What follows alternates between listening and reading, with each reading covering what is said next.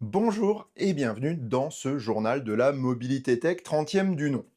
Après une pause de quelques semaines, le JMT revient pour commenter l'actualité de la transition énergétique dans les transports. Pour cette édition, nous allons nous pencher sur les chiffres de vente de voitures électriques en Europe. Et donc commenter le résultat aussi de Tesla. Entre incertitudes législatives et assertions partisanes, lorsqu'elles ne sont pas intéressées, eh bien, il est temps de voir le sujet sous un angle dépassionné pour avoir une image précise. Nous irons également du côté de l'Allemagne où Mercedes ouvre les commandes de sa nouvelle CLA, qui nous a réservé de grosses surprises, bonnes mais aussi mauvaises. Nous irons ensuite du côté de la Chine où la situation n'est pas aussi rose qu'on pourrait le penser.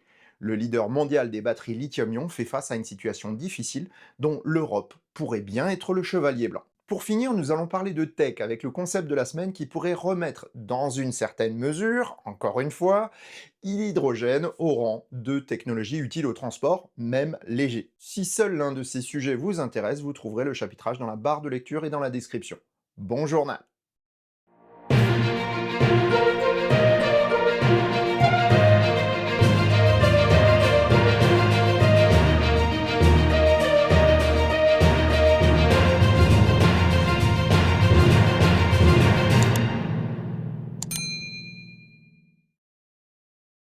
Cette vidéo a été possible grâce aux partenaires du Choucroute Garage. Pour ce mois de mai, c'est le mois des bonnes affaires avec des codes promo à gogo chez Carvrap Design, ACC Shop, Allo Pneus ou encore Ovoco.fr. Ils sont tous dans la description, n'hésitez pas à les utiliser pour faire des économies. Un grand merci à tous les contributeurs, sociétés ou particuliers qui permettent au Choucroute Garage de perdurer. Je suis très content de vous retrouver pour ce nouveau JMT. Avant de se plonger dans l'actualité, la première info que je veux vous donner est l'évolution des programmations du Choucroute Garage. Normalement, le JMT sera de nouveau hebdomadaire, sauf si une grosse vidéo le remplace. Si mon emploi du temps le permet, je vous ferai les deux, mais rien n'est moins sûr. En effet, le temps va être un petit peu problématique parce qu'en plus du journal, ce ne sont pas moins de 4 JMT flash ou vidéos courtes que je vous proposerai du lundi au jeudi midi. J'ai donc besoin d'au moins 3 jours pour préparer tout cela. Et si les tournages extérieurs me prennent aussi plusieurs jours, il ne sera pas possible de tout faire. En outre, je vous proposerai également une vidéo courte le samedi midi lorsque mon emploi du temps le permet, avec des sujets parfois plus légers ou alors des tests, ou plus adaptés au week-end, tout simplement. Ceci étant dit, allons voir maintenant les chiffres de vente des voitures électriques en Europe pour voir dans les faits ce qui s'est passé sur un marché plutôt chahuté. C'est grâce aux publications de Jato Dynamics que nous avons une image précise des ventes des leaders du marché de la voiture électrique au premier trimestre 2025 en Europe. Pourquoi plutôt prendre le marché européen que notre marché national? Eh bien pour en tirer une tendance de fond moins dépendante de conditions locales. En effet, ce début d'année 2025 est un peu chaotique en France en raison de plusieurs facteurs législatifs. Les aides à l'achat ont été largement rabotées en décembre 2024 et les initiatives régionales sont sur la sellette. De plus, le leasing social n'a pas encore été réactivé, mais c'est dans les cartons. Ces conditions provoquent deux effets négatifs sur les ventes en France, à savoir de l'attentisme pour les bénéficiaires potentiels du leasing social et un frein au renouvellement ou à l'adoption lié à la suppression ou à la réduction de certaines aides rendant les voitures plus chères. De plus, lorsqu'on supprime une aide, ça supprime l'effet d'aubaine. Et donc, on va avoir besoin d'un certain temps pour que le grand public les oublie afin de reprendre ses habitudes normales.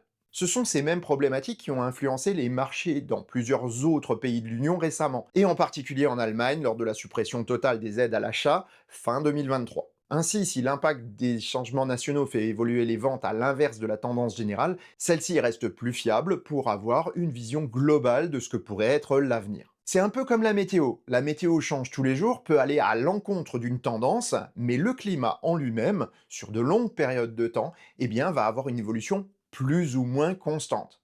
Mais en tout cas, on aura une tendance de fond qui est la réalité pour le futur. Et c'est exactement ce qui est en train de se passer en France. C'est une évolution ponctuelle liée à un événement exceptionnel qui ne reflète pas la tendance générale. Voyons maintenant comment s'en sortent les marques. Volkswagen s'en sort extrêmement bien grâce aux progressions de sa gamme ID. Le fruit des efforts de fiabilisation de la plateforme MEB commence à se faire sentir et la clientèle répond présent. D'un point de vue technique, même si visuellement les évolutions sont mineures, Volkswagen semble avoir pris la mesure de son retard, et en particulier en termes d'informatique, et a pris les mesures nécessaires pour pallier à ses faiblesses grâce à ses accords avec deux entreprises plutôt bien placées sur ce point.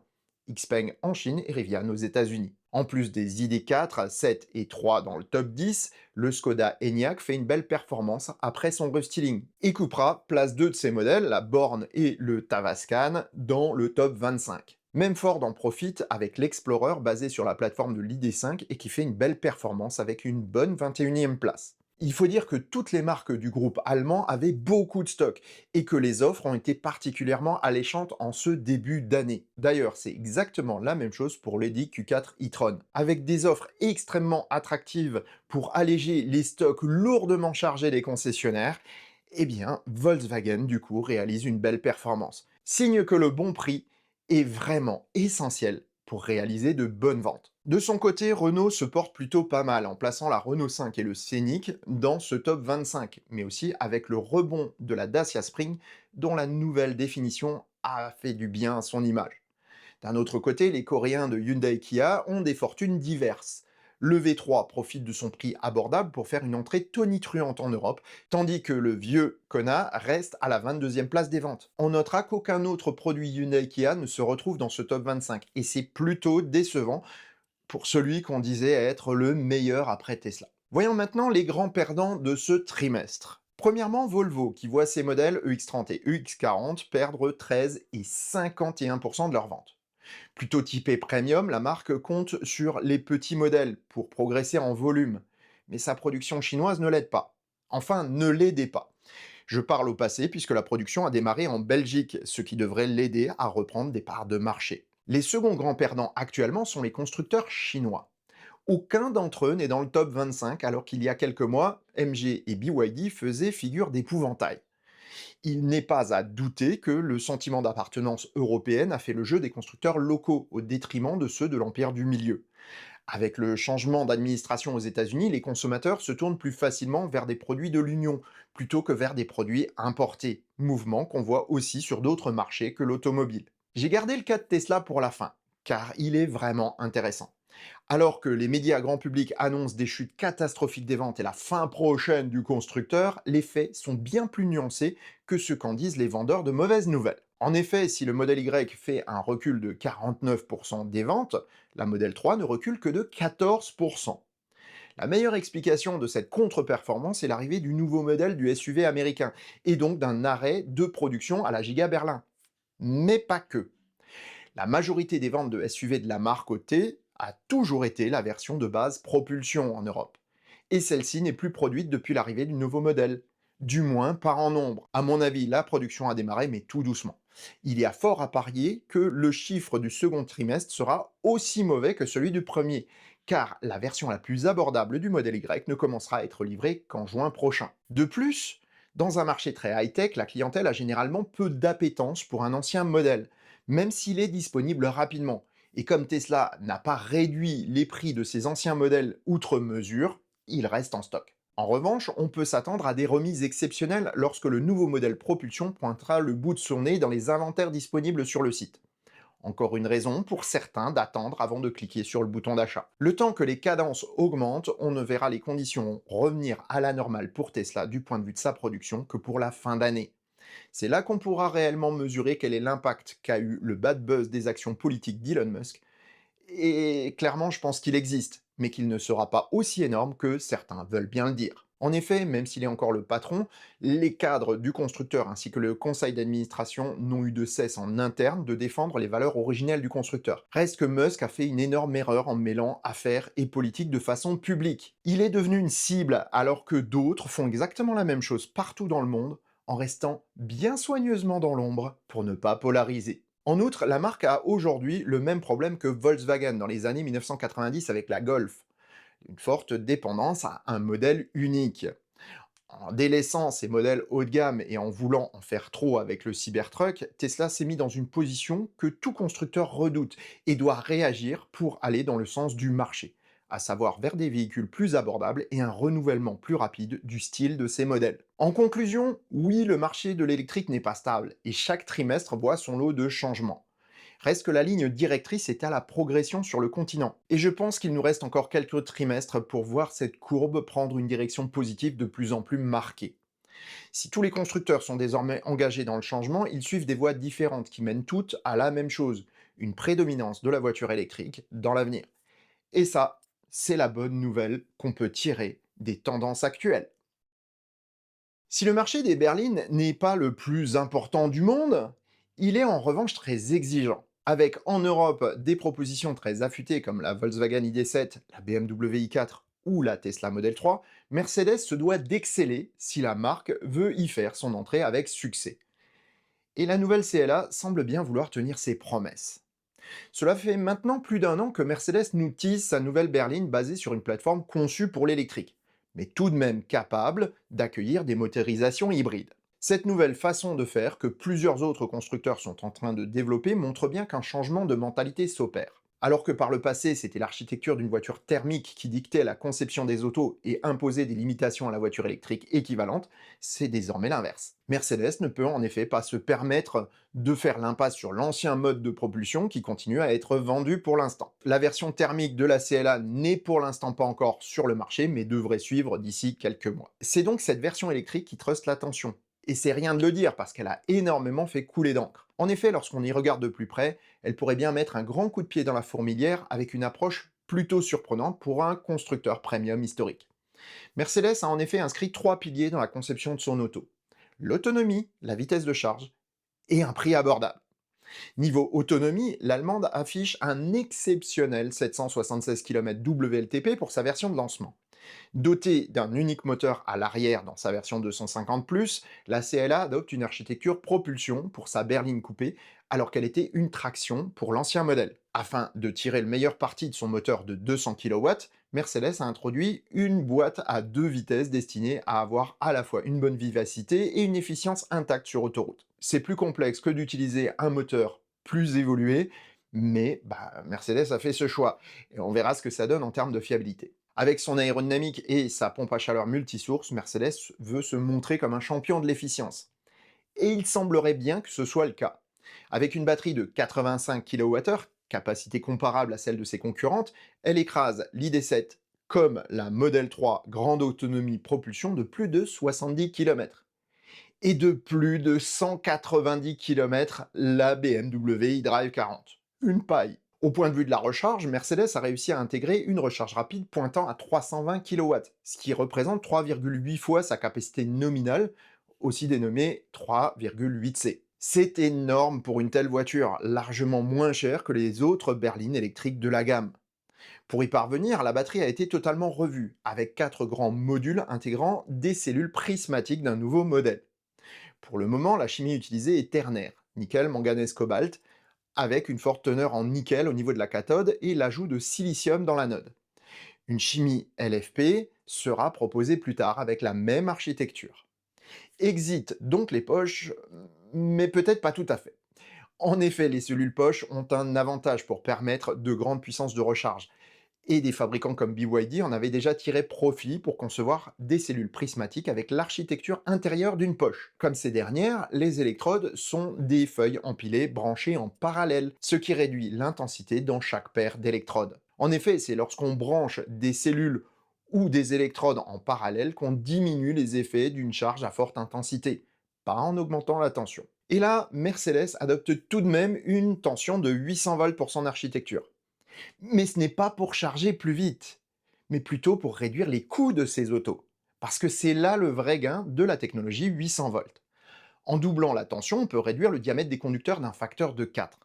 Mercedes, pour profiter de cet avantage, a probablement réduit moins que cela ses lignes de courant, afin de permettre à plus d'intensité d'aller et venir. Les économies sont un peu moins importantes, mais pour un constructeur premium, finalement, ça se comprend, mais les performances sont augmentées, donnant un meilleur argument de vente.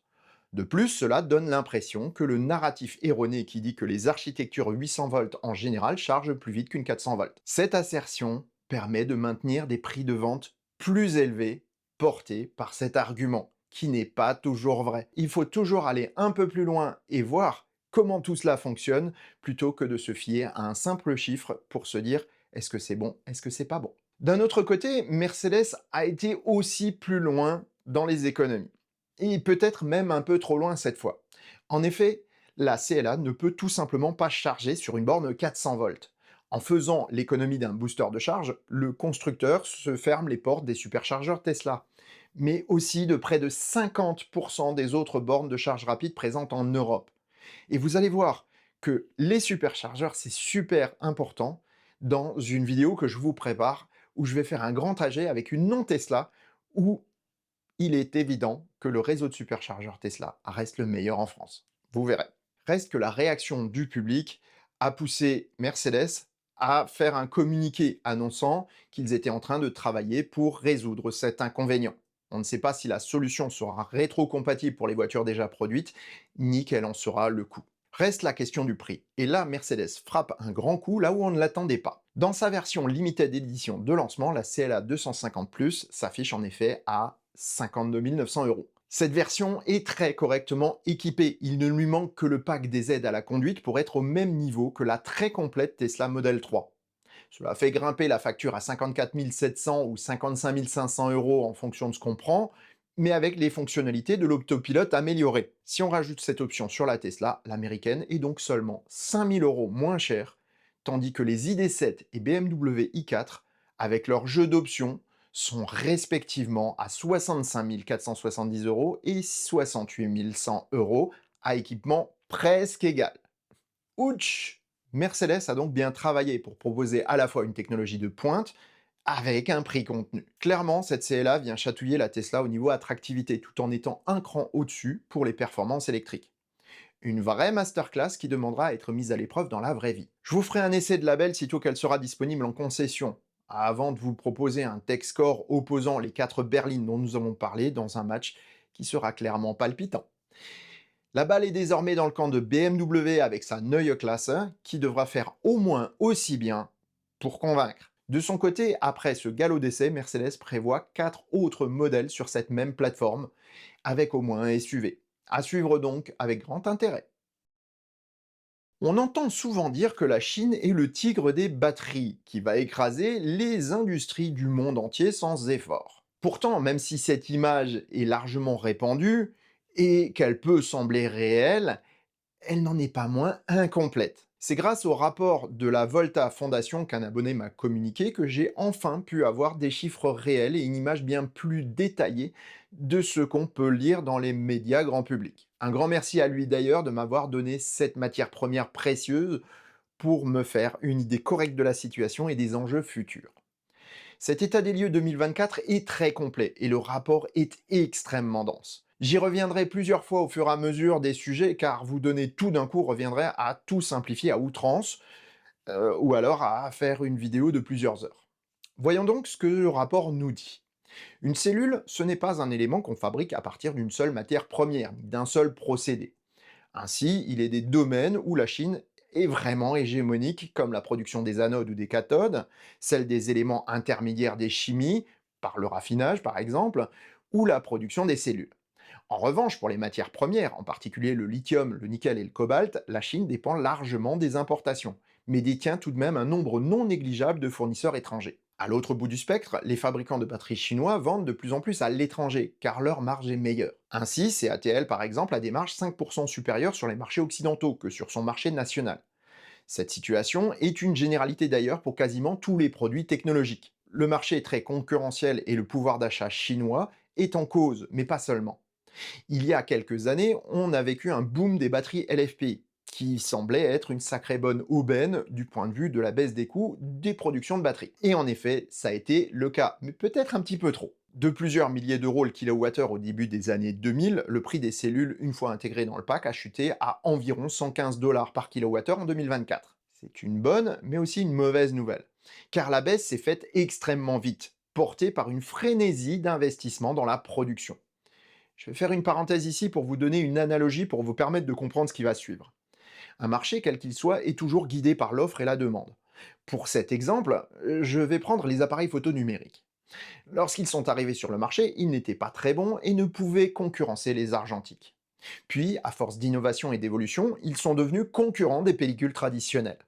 Il y a eu alors un moment donné ce qu'on appelle en anglais un sweet spot, un moment de bascule où les ventes d'appareils photo numériques se sont envolées. À ce moment-là, tous les industriels du marché ont investi massivement pour avoir les meilleures capacités de production possibles afin d'avoir les produits les plus vendus avec les meilleures marges. Les capacités de production ont explosé et, dans un premier temps, les marges et les volumes ont largement couvert le remboursement des investissements, tout en générant des profits. La concurrence a commencé à être rude et les premières guerres de prix ont fait des dégâts chez les fabricants les moins solides. Mais les volumes étaient chaque année multipliés, le temps que la majorité des clients soient équipés. Les évolutions technologiques ont aussi boosté les ventes, car à chaque génération, les performances augmentaient significativement. Pourtant, avec le temps, les évolutions technologiques ont ralenti, car il devenait de plus en plus compliqué d'innover. La technique était arrivée à maturité et les renouvellements se sont ralentis. Les prix de vente ont alors baissé au point de ne plus couvrir les remboursements des investissements parce qu'il y avait surproduction. L'offre excédentaire a donc conduit les fabricants à réduire leur production, faisant moins bon usage de leur ligne de fabrication, et donc pour perdurer devaient trouver des moyens de produire encore moins cher. Dans le cas des batteries LFP, la Chine en est exactement à ce point en ce moment. Au niveau des matériaux, mais aussi des cellules, les surcapacités sont énormes. La Chine est aujourd'hui capable de produire 2100 gigawattheures de cellules LFP dans toutes les usines disponibles, mais la production réelle n'est que de 1150 gigawattheures. Pourquoi? Parce que la demande est encore plus faible avec 850 gigawattheures. La situation est exactement la même pour les composants des cellules, comme les cathodes, les anodes, les composés de lithium. Cela conduit à un prix de marché actuel aux environs de 50 dollars du kilowattheure pour les cellules LFP, prix qui ne saurait être tenu durablement dans l'état actuel des coûts. De plus, les investissements massifs sont remis en question, ou tout simplement annulés, et deux options stratégiques pointent le bout de leur nez pour se sortir de cette situation critique. Pour maintenir les prix de vente à des niveaux élevés, l'accent est mis sur l'innovation technologique. Le marketing entre en jeu et des cellules innovantes sont présentées chaque jour avec des caractéristiques toujours plus étonnantes. Prêtes ou non, il faut les mettre vite sur le marché pour remonter le niveau de prix et leur production prend place sur des lignes dédiées auparavant à des cellules bas de gamme à faible marge. Vous comprenez maintenant pourquoi les Chinois se tirent la bourre au niveau technologique? Ça s'explique, non? Cette stratégie a toutefois ses limites car le marché chinois est très concurrentiel et le prix de vente moyen est plus bas que dans le reste du monde. La seconde stratégie est complémentaire et découle directement des limites que je viens d'évoquer. Vendre plus à l'étranger pour avoir des prix de vente plus élevés est une évidence. Les fabricants ont tout d'abord visé les États-Unis, dont le pouvoir d'achat est l'un des plus élevés au monde. Mais M. Trump a mis un grand coup de pied dans ses efforts. Il ne reste donc plus que l'Europe à une Chine en mal de marché riche pour sortir de l'ornière. Mais là aussi, les portes ont commencé à se fermer. En guise de conclusion ouverte de ce sujet, je vais vous donner mon idée de ce qui pourrait se passer au mieux. Les Chinois sont aux abois, mais disposent toujours d'une puissance industrielle et financière énorme. Les Européens sont eux aussi en mauvaise posture, car leur industrie est moins moderne, moins développée et dépend fortement des importations. On l'a vu par exemple avec le cas de Northvolt ou British Volt, qui ont échoué à mettre en pratique des productions de cellules lithium-ion à cause entre autres de machines chinoises qu'ils n'ont pas réussi à exploiter. Les raisons en étaient multiples, mais c'est surtout la barrière de la langue et le manque de volonté des fournisseurs chinois à former correctement les personnels pour utiliser au mieux ces machines qu'il faut pointer du doigt. En faisant évoluer la législation vers un transfert obligatoire de compétences pour toute production chinoise en Europe et l'obligation de former des personnels clés locaux en échange d'une ouverture de notre marché serait bénéfique à tous. L'industrie européenne rattraperait plus rapidement son retard, tandis que les fabricants chinois qui joueraient le jeu en tireraient des avantages face à leurs concurrents uniquement focalisés sur l'empire du milieu. CATL est déjà dans cet esprit, tout comme AESC ou même certains fabricants non chinois comme LG. On le constate, le monde n'est pas aussi binaire qu'on voudrait bien nous le faire croire. Les interactions vont dans plusieurs sens et font intervenir bien plus que simplement la Chine ou l'Europe. Nous interagissons tous entre nous et c'est à chacun de trouver le juste équilibre pour tirer avantage de telle ou telle situation. Avec la décision de Donald Trump d'isoler son pays, c'est toute la carte des interactions commerciales qui est revue. Et plus que jamais aujourd'hui, l'Europe a une grosse carte à jouer face à une Chine qui n'a plus le luxe de l'ignorer. À nous d'en tirer profit. Pour le concept de la semaine, nous allons parler d'une voiture, mais surtout d'une expérience de pensée qui pourrait bien changer notre perception d'un vecteur énergétique, l'hydrogène. En tout cas, moi, ça m'a fait un petit peu changer. Mais vous verrez, bon, il y a quand même des nuances à mettre, encore une fois. Vous le savez, s'il est bien un mode de propulsion que je pense totalement inadapté à la voiture, c'est bien la pile à combustible à hydrogène. Rendement, dangerosité, impact écologique et coût d'utilisation sont à des années-lumière des résultats de la voiture électrique à batterie. Certes, mais il lui reste des avantages qui lui permettraient d'être meilleur dans certains cas précis. Je sais que cette phrase en surprendra plus d'un dans ma bouche, mais cette idée a fait son chemin lors d'une longue discussion passionnée chez Segula Technologies lors de mon passage chez eux. La vidéo est d'ailleurs ici dans les fiches. Cette discussion m'a fait revoir en détail un concept de l'année dernière que j'avais, je l'avoue, totalement ignoré jusque-là, car la seule mention d'une propulsion à hydrogène me dissuadait de perdre mon temps pour en évaluer les détails. J'ai peut-être fait une erreur. Au Salon de Paris 2024, Renault présentait son concept Emblème, qui, en plus d'être une voiture, explore la mobilité de demain avec une idée peut-être pas si saugrenue que cela. L'Emblème est avant tout une voiture électrique, 100% électrique.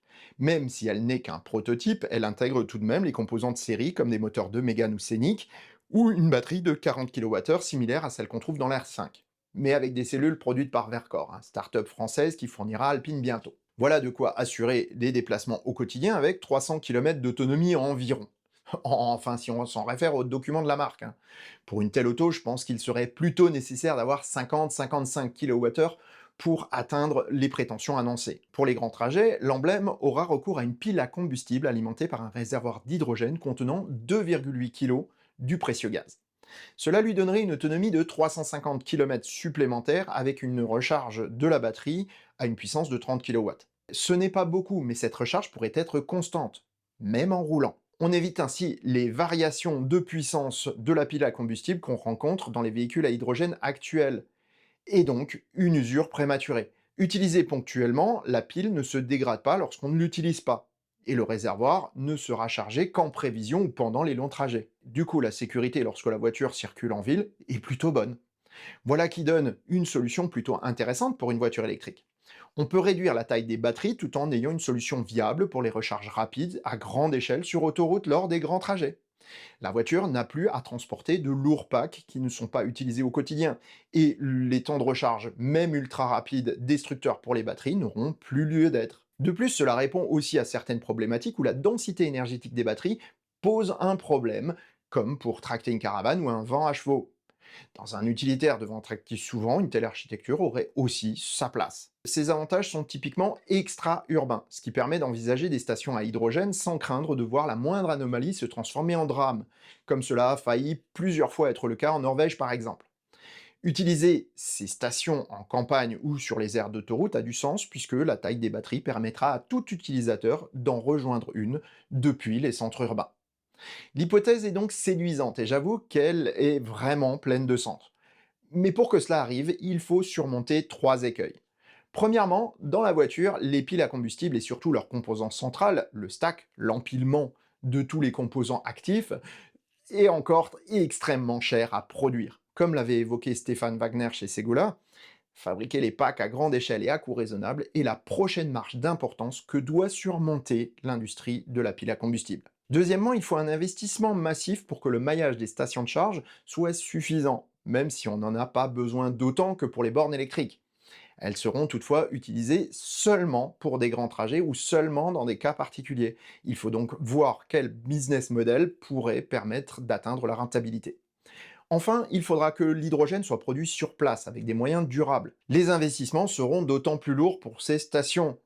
Mais c'est vraiment nécessaire. Utiliser de l'hydrogène gris produit à base de carburant fossile, comme c'est le cas aujourd'hui, serait contre-productif au niveau écologique. Les émissions de CO2 de l'ensemble de la filière du puits à la roue seraient plus importantes que d'utiliser un petit moteur thermique à essence pour le même usage. Tiens, d'ailleurs, pourquoi est-ce qu'on ferait pas ça?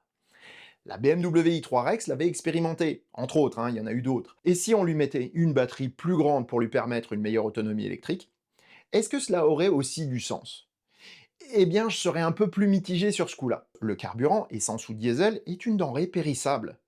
Comme tout composé organique, il peut être pollué, oxydé ou dégradé par des bactéries. Il est donc nécessaire d'utiliser ce carburant rapidement et ne pas le laisser trop longtemps dans un réservoir. De plus, il est nécessaire de faire fonctionner le moteur et de le réviser fréquemment. Deux inconvénients majeurs que n'a pas la pile à combustible qui ne s'use que si on s'en sert. En conclusion, cette expérience de pensée n'est pas si dénuée d'intérêt qu'on pourrait le penser d'un prime abord. Et Renault semble avoir fait la part des choses en donnant à l'emblème une architecture bien équilibrée entre usage quotidien et voyage pratique. Espérons que la technique et l'industrie lui donneront réalité un jour pour voir vraiment si le concept tient la route dans la vraie vie. Pour finir ce JMT, Fabien Sturny du Tesla Owner Club France m'a annoncé que les membres du club pourront de nouveau visiter la Gigafactory berlinoise le 23 juin 2025. Nous avions fait la visite il y a quelques années, d'ailleurs je vous mets la vidéo en fiche. C'est réservé aux membres du club et vous trouverez toutes les informations dans la vidéo de présentation que je vous mets aussi ici dans les fiches. Franchement, si vous pouvez y aller, faites-le, hein, c'est vraiment génial à voir. Voilà, ce JMT est terminé. Je vous donne rendez-vous demain pour une vidéo courte et tout au long de la semaine à midi pour les JMT Flash. Merci d'avoir suivi ce journal jusqu'au bout et merci pour les partages qui permettront de le diffuser plus largement que ce que fait l'algorithme de YouTube en ce moment. Et sur ces bonnes paroles, je vous souhaite bonne route et vous dis à bientôt pour un prochain épisode du Choucroute Garage. Portez-vous bien!